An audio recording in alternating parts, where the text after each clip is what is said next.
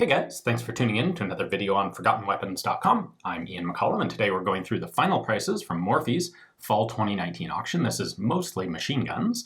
We'll start out here with a pre-sample gun. This is about as expensive as I've ever seen a pre-sample gun sell for. $55,000 for a Mark III Ultimax. Now, granted, the Ultimax is a pretty darn scarce gun. It's a very cool gun. It's a modern machine gun. And pre-sample, of course, does mean that only a dealer can buy it, but they can keep it after they give up their license.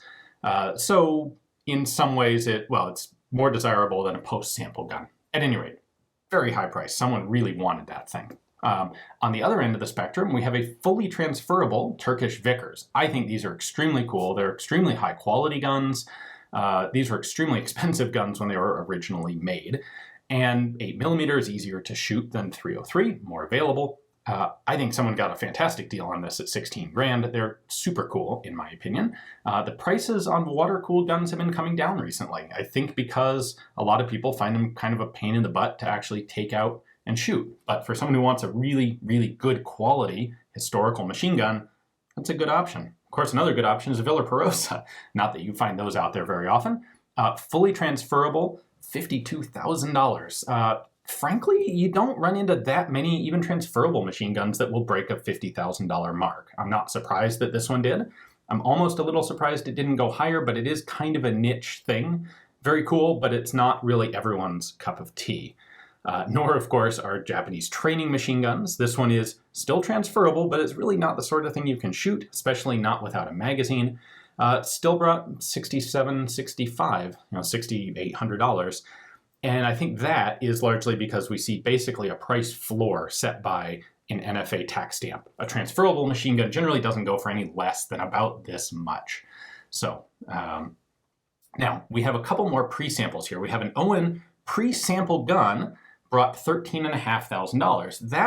That's more like what you would expect for a pretty cool gun, pretty rare, but a pre-sample, meaning that only FFL, only licensed machine gun dealers can purchase it. If this were a transferable Owen, it would have gone for at least double this much, I suspect. Now, we also had an Austen pre-sample that failed to meet its reserve and sell. I don't know what the reserve was, but the estimate was something like $10,000 to $15,000 on this. It is interesting to me to note that there was also a second Austen in the sale that was transferable. That one sold for $43,000. This is a very rare and, to many people, desirable cool World War II submachine gun, and I'm curious what the reserve on the pre-sample was that it wasn't able to pass. The UD42 that I did some shooting with was also a pre-sample that failed to meet its reserve. Again, I don't know what the reserve was, but once again, there was also a second transferable UD42 in the sale that brought $21,000. So not quite as iconic of a gun, I suppose, as the Austen. Frankly, I'd rather have a UD42 than an Austen, but that was a decent price for it. The Osorio here is transferable, but it's a homemade, one-off sort of .22 caliber machine pistol, and I am, frankly, a bit baffled that someone was willing to pay basically $10,000 for it. To my mind, this should have been right at the price floor of a transferable machine gun. Like, I wouldn't pay $5 grand for that. It's cool, but it's not worth that kind of money to me. Obviously, it was to someone.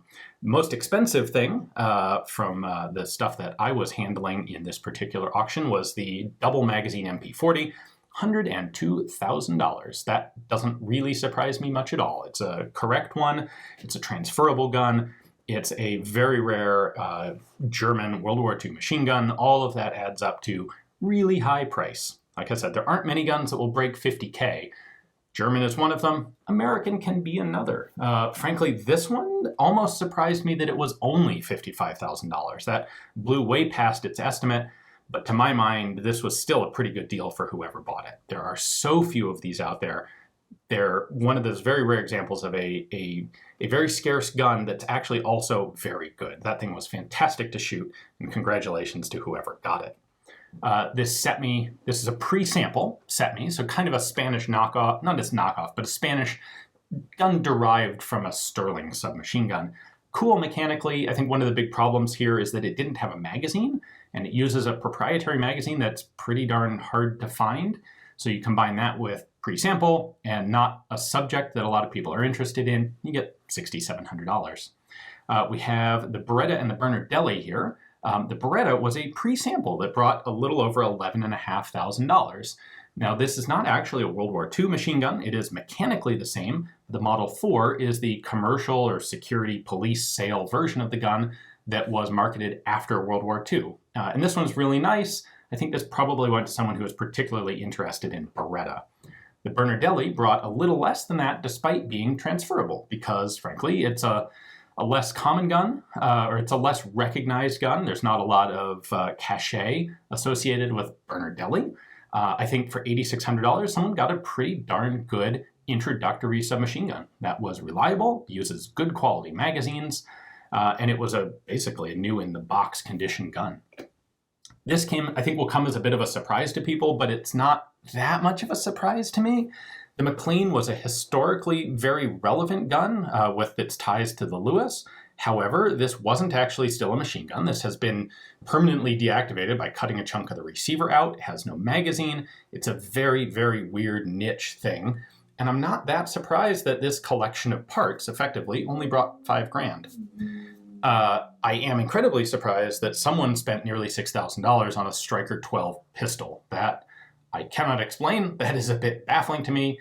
You give me the option between a Striker 12 and a McClean, and I would have taken the McClean in a heartbeat. Frankly, the McClean is probably more fun to shoot, given that it doesn't shoot, than that Striker 12. So, okay. The Turkish, or as many people pointed out to me, Ottoman, C96 broom handle Mauser, these are really scarce. So $8,800, maybe a little higher than I would have suspected, but not out of line for some of the very high-end broom handle Mauser pistols. It's too bad it has that IRS number on it and it doesn't have a stock, but this price with those features should give you an idea of just how rare these guns are to find. The Obregon is also pretty rare to find. That $6,100 is kind of in line with what they've been going for, the couple that I've seen sell. This is something that's, I think, really cool. It's a very mechanically interesting gun, despite being associated with Mexico instead of a nation that's typically more associated with collecting. Britain, Germany, US, like that. Still very cool pistols. The deer gun, this is the only one of these I've ever seen. It is in pretty rough condition, but the price on this one still, again, doesn't surprise me. For someone who is interested in US intelligence service history, these are extremely rare guns. They're really cool. And, you know, $4,600, yeah, you know, it's not that much more than a Liberator, frankly, despite being a lot more scarce. Now we had two more vintagey antique sorts of guns, the gigantic 1855 Revolver. This was estimated to go over double this price, and I'm not surprised that it went low. To my mind, this is a curiosity, but not something that's inherently particularly valuable. You could spend a lot less than $4,600 to get a very rough 1855 and do this conversion yourself, and it wouldn't really be any less authentic. And lastly, 1908 US Navy pistol. These are the sorts of guns that have a cool association with the US military, which will always drive up prices. This one was in pretty darn nice condition for its age. Honestly, I'm not as in touch with this market as I am for some of the others that we were looking at today. So there you go. There's a benchmark for you. $6,700 for an 1808 flintlock. Thanks for watching, guys. Hopefully you enjoyed the video. We'll be back with more cool stuff tomorrow.